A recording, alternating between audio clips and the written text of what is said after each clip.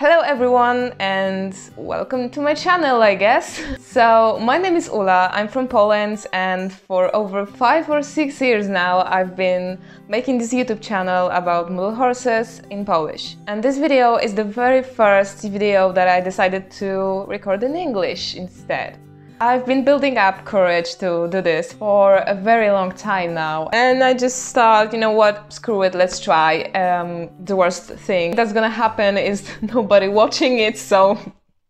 This video is kind of a process video of me painting a model horse custom for this year's Nemo Paymo, which is National Model Painting Month, hosted by amazing Jennifer Buxton of Briarmare Custom Saddlery. If you don't know what Nemo Paymo is, I'm gonna leave all the necessary links in the description box down below. In short, it's an event that takes place every year in February, that people of every country in the world and any skill level can just take a model horse and paint it, sharing the process, learning new things, and just having fun with the experience. And before we begin the video, I'm sorry for this long kind of intro here, but I just need to explain one thing very quickly. This is the first video I'm recording in English, and it may as well be my last one, because I have no idea what you are thinking about it. Even if there is a very small group of people interested in watching my videos in English, it's not a big deal for me to record another voiceover.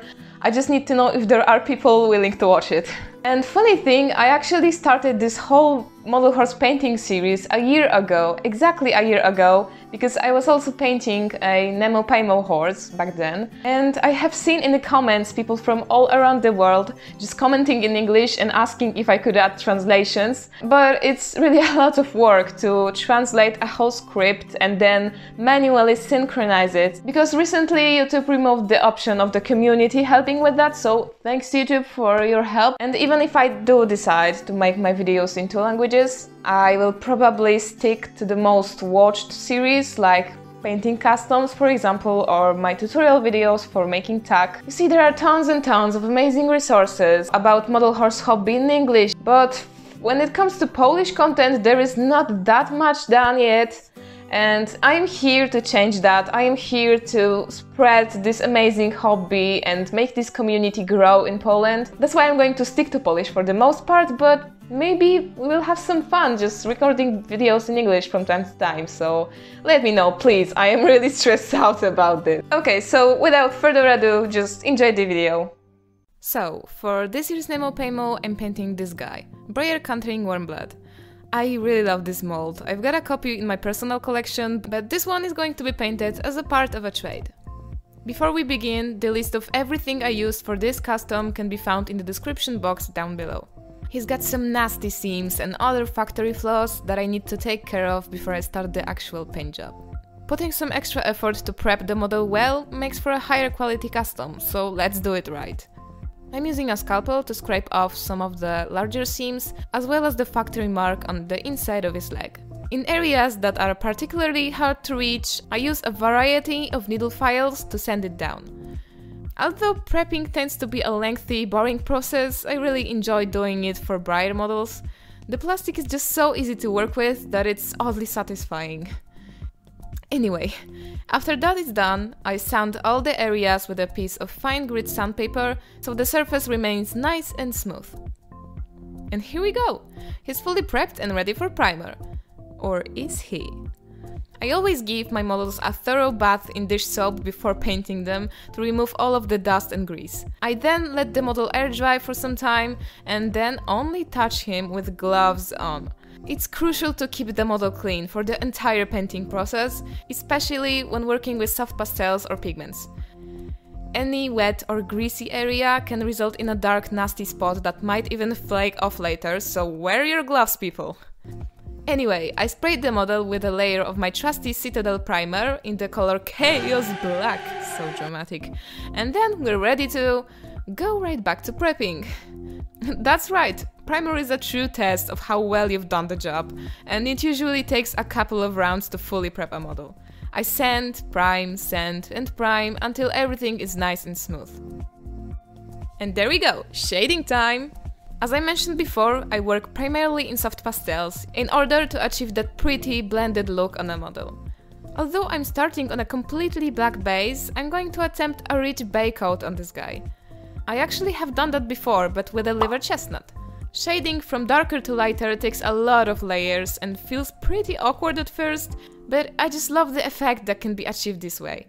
So I've prepared myself a nice palette of pastel dust, as well as an abundance of reference pictures, and go to town on him. I start with a light grey color for areas with exposed skin, you know, around the muzzle, eyes and between the back legs. I use a selection of synthetic brushes from an art store as well as some cheap makeup brushes.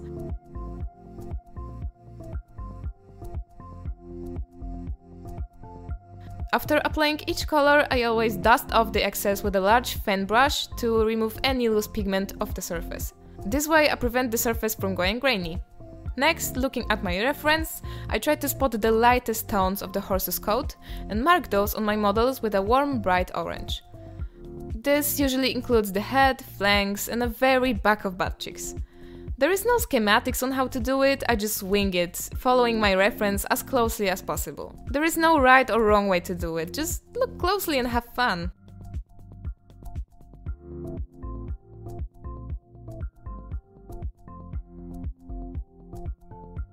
Then I go in with some sort of burnt sienna-ish color. Sorry for being unclear with my palette, I always mix custom colors. I blend the two together to achieve a soft transition.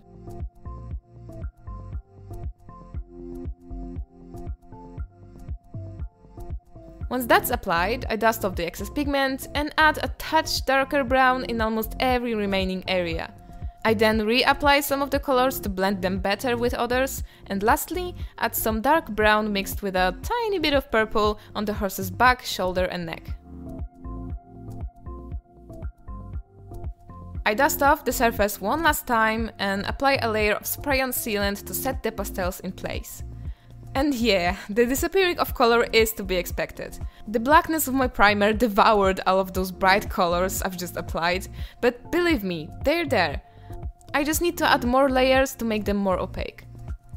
Let's do it then! This time you can see me starting from the darkest areas of his coat. The order of applying colors doesn't really matter in this case anyway. And as I said before, I literally repeat everything I've done before to build opacity.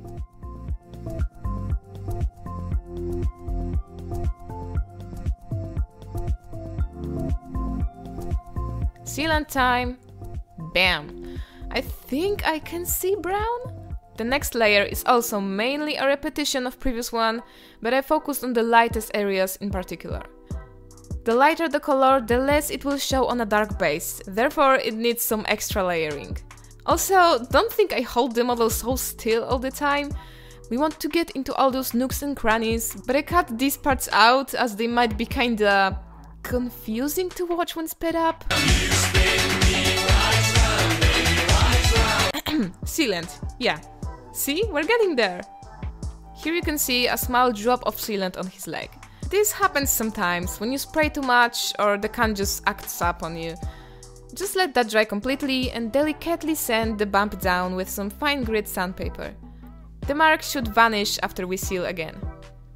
Back to pastels. Since I like how the mid-tones look at the moment, I mainly focus on the lightest areas. You can see me applying warm oranges, yellow ochre and a bit of darker brown just to blend everything together. Ta-da! Another layer done! Sorry I'm not showing you the spraying itself, for some reason I did all of the shading when it was dark outside. I'll show you how I spray my models later on. As you can see for my fourth layer, I really focused on those highlights, pushing the contrast even more. It's working slowly, but surely. I like how it looks so far. His head, on the other hand, needs some extra care. The middle part of horse's head is usually one of the lightest area for most coat colors, so I really want it to pop. So the fifth layers consist of light colors only, and I put some extra care on the head, really rubbing that pigment in. We're getting there! I continue on adding the yellowish color to his flanks and muzzle, and also decided to tone down the darkest areas a bit. I apply a dull brown with a big soft brush. You can also see me reapplying the grey color on every layer. It also gets muted by the black undertones, so I layer it excessively with a very light grey. Almost there! At this point I'm satisfied with the body color and decided to only add a tad more yellow and orange onto the head. And grey, of course.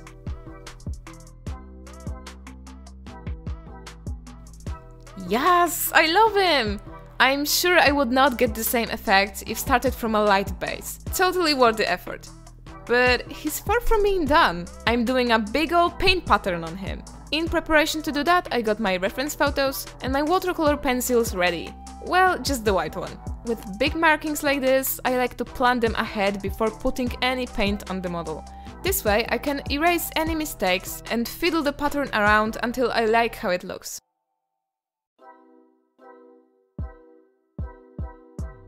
I even did a simple mock-up in Photoshop, both to show his owner whether she likes it, and for myself to better visualize the end result. We both fell in love with this pattern, so let's make it a reality. For white markings, I used this acrylic ink by Vallejo. By the way, it was recommended to me exactly a year ago via NemoPaymo Facebook group. How cool is that? I love this stuff. It works exactly the same as a regular acrylic paint, but comes already in a perfect consistency. It saves me a lot of time and frustration with watering the paint down manually. I take a small amount of the product on my paintbrush, keep in mind that little goes a long way, and simply fill in the shapes I drew. The key for nice markings is layering multiple thin, smooth coats instead of one that is all kinds of lumpy and streaky. Even out the paint as much as possible, trying not to leave any brush strokes. To be honest, I'm a bit out of shape when it comes to the white markings, so check out DJB's amazing tutorial if you want to learn some great techniques on that. I dedicated some extra care into painting the edges, trying to keep the hair direction in mind. A good quality brush can really make a difference here.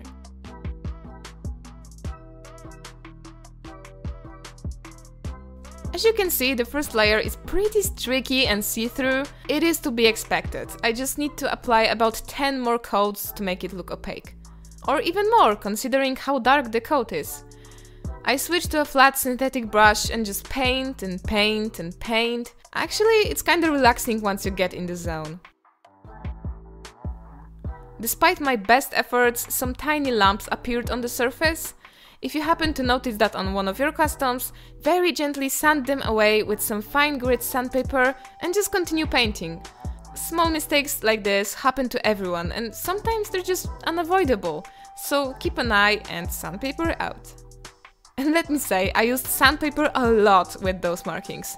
Briars are completely smooth, so it's super important to keep the paint job as flat as possible. It wasn't really working out for me, so I had to resort to the sand, paint cycle. It took forever, but I got it to an acceptable state. Since I had my acrylics out anyways, I mixed a light tan color and put a base on the hooves. It took about 3 coats to get them opaque. Don't forget the undersides. And since I was kinda paranoid about getting my painstakingly painted markings dirty, I decided to hit the model with a layer of sealant, just to be safe. Of course, I let the paint dry for 24 hours before doing so. And look, this time I actually managed to record myself spraying, woohoo! I hold the model by its tail and flip it around as I go, shaking the can occasionally. On to the details! Here's a neat trick I've learned from Delightful, a homemade wet palette. Take a plastic container, add wet paper towel inside and cover it with a piece of tracing paper. It is porous enough to let some moisture through and will keep the paints wet for hours. Thanks for saving me some money, Catherine! I start by painting a base layer of acrylics on the horse's mane and tail. Since he's a Tobiano, his hair has 2 colors, black and white. The horse in the reference photo I'm using has this super cool mid-length white section in its tail, and I want to recreate that look. You can see me adding other colors to the black as well. I want to avoid adding paint straight out of tube, since that can end up looking flat and unrealistic. The first 2 or 3 layers do not need to look perfect. I just slap some paint on to lay a foundation for details, which I'm going to add later.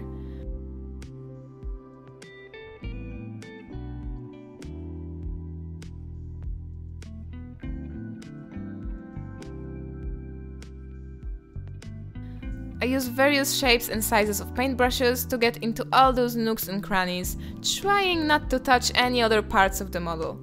However, if I accidentally do so, I just quickly wipe off the paint with a damp Q-tip. This works well since the paint is still fresh and the layers underneath are sealed. While the mane and tail are drying, I switch my attention to the hooves. I put a couple of close-up shots of real horse hooves on my screen as a reference, and I try to recreate that intricate, organic look in miniature. I make both horizontal and vertical lines with different shades and tones, working back and forth between more subtle and vibrant lines.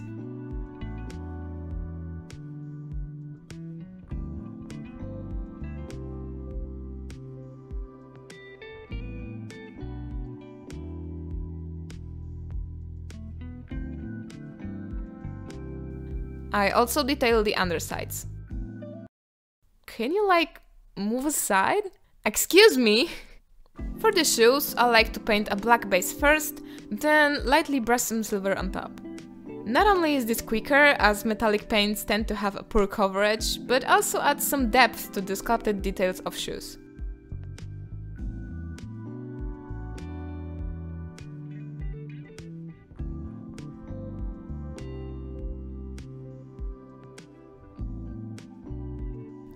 And then the chestnuts. I always paint those at the same time as hooves, otherwise I tend to forget about them. Don't we all sometimes? Next are head details. I love this step, it truly brings the horse to life. Starting with the eyes, I add more depth to the eyelids by bringing up the highlights and shadows with some well-placed brush strokes.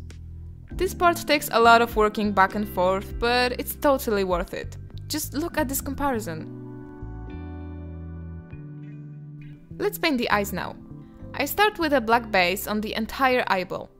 Then I mixed a brownish color and apply it to the corner of the eye to be the third eyelid. I don't want the horse's sclera to show up this time, to achieve a calm, focused expression. I push the brown back a little with some black and then add the tiniest, slightly curved line of grey. I push it back with the black as well to make it even thinner. Next, I'm adding various tones of brown, from very dark at the top to nearly yellowish hues at the bottom, to add some depth to the iris.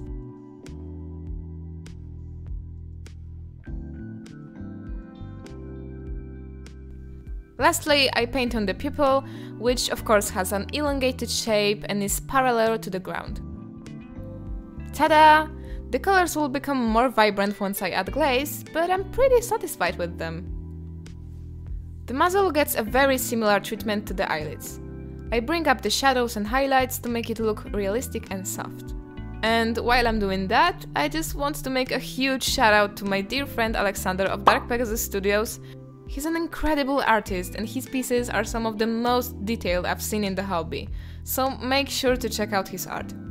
The muzzle took a long time to detail, but I'm super happy with the result. Now you can see me adding some black to the ear tips, which is typical for bay-colored horses, as well as some herring detail to the inside.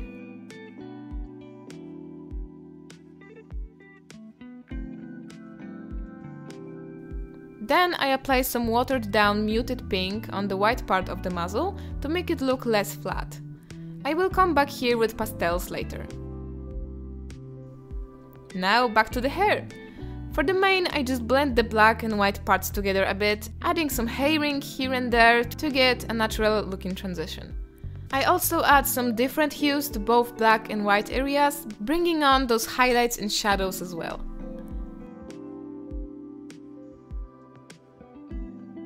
The tail was a bit of a struggle because that awkward mid-length white section, but with enough patience and a lot of herring, I think I got it to look somewhat decent.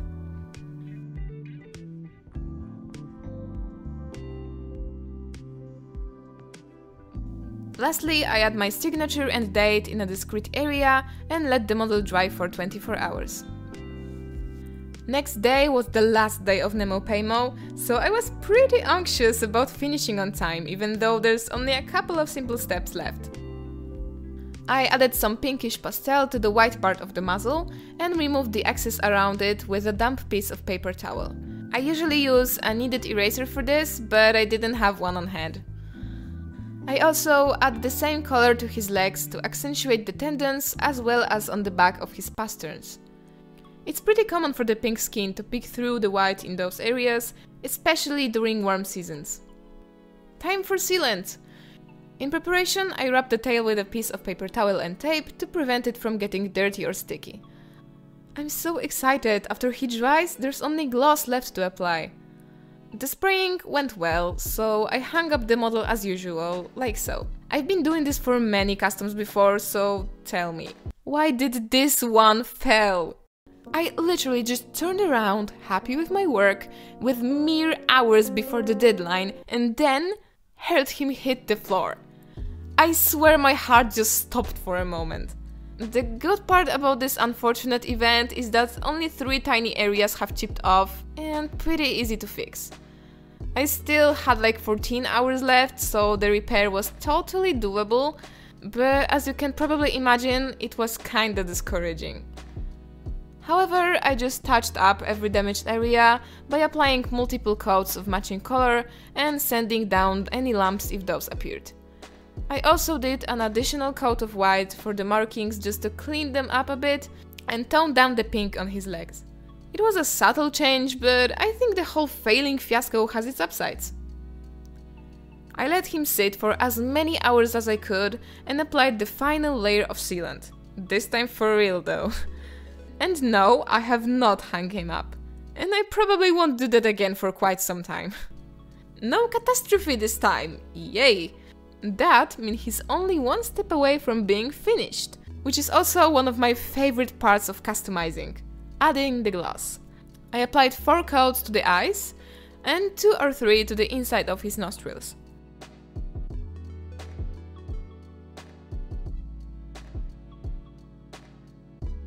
I also glazed the hooves to make them look like freshly conditioned with hoof oil. Once he was dry, I was super happy and excited, so I immediately took a picture and just submitted it to the NemoPaymo completion page.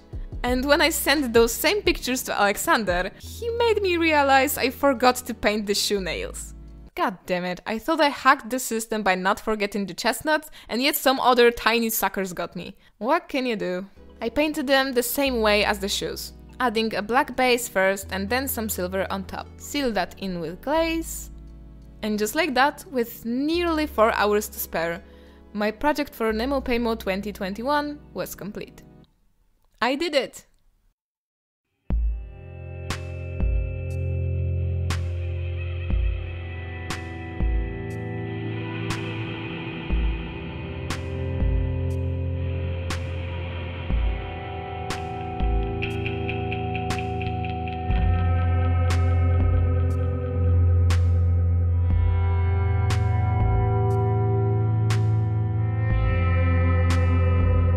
Everyone, meet Fancy Pants.